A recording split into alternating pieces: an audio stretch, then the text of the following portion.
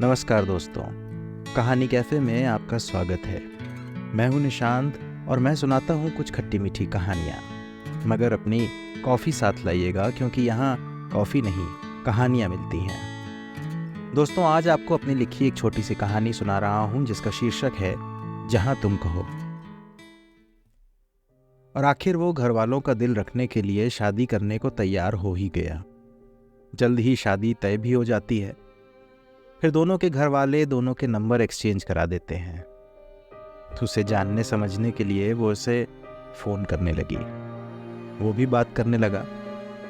लेकिन एक रोज़ बातों के दौर में वो लेटे लेटे मुस्कुराते हुए छत ताकते हुए अचानक बोली, अच्छा ये बताइए, आप सच में ये शादी करना चाहते हैं ना? उसने हैरान होकर पूछा, ऐसा सवाल क्यों पूछ रही हैं आप? वो मुस्कुराते हुए बोली, बस यूं ही। इस पर उसने संजीदगी से कहा, यूं ही कोई सवाल नहीं होता। शब्दों की अपनी महक होती है।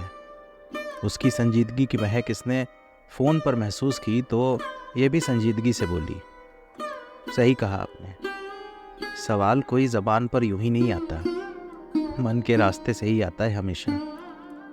खैर, आप ऐसा मत सोचिएगा कि मैं आपको डाउट कर रही हूँ। और हाँ, मैं आपको लेकर बिल्कुल श्योर हूँ। मुझे आप सच में पसंद आने लगे हैं। बिल्कुल सच्चे, सिंसियर और रिस्पेक्टफुल लगते हैं आप। फिर कुछ पल की खामोशी के बाद बोली, ये सवाल मेरे मन में शायद इसलिए आया कि मैं बस ये जानना चाहती हूँ कि क्या आप ये रिश्ता सच में निभाना चाहते हैं, या क्या आप इस रिश्ते को निभा भी पाएंगे?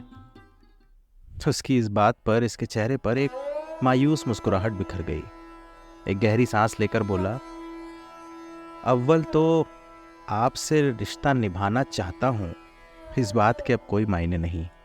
दूसरी बात कि निभा पाऊंगा, अगर आप पूछेंगी तो बस इतना बताना चाहूँगा कि मैंने वो रिश्ता भी निभाया है जिसमें ना मिलना ही पहली शर्त थी।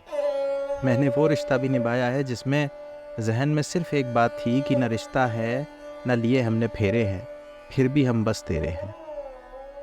कॉल पर अब कुछ पल की खामोशी छा गई। बहुत कुछ बता दिया गया था और सब कुछ समझ लिया गया। अब उसके पास आगे कुछ पूछने को बचा नहीं था, लेकिन कुछ पल की उस खामोशी को तोड़ते हुए मुस्कुराकर अपने आंसू पोंछते हुए वो बोली, सच्चाई बताने का शुक्रिया।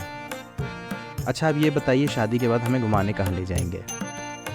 तो उसकी इस बात पर अब इसकी आंखों के किनारे पर आंसू छलक आए। हथेली के पीछे से अपनी आंखें पोंछते हुए मुस्कुराकर बोला, जहां तुम कहो।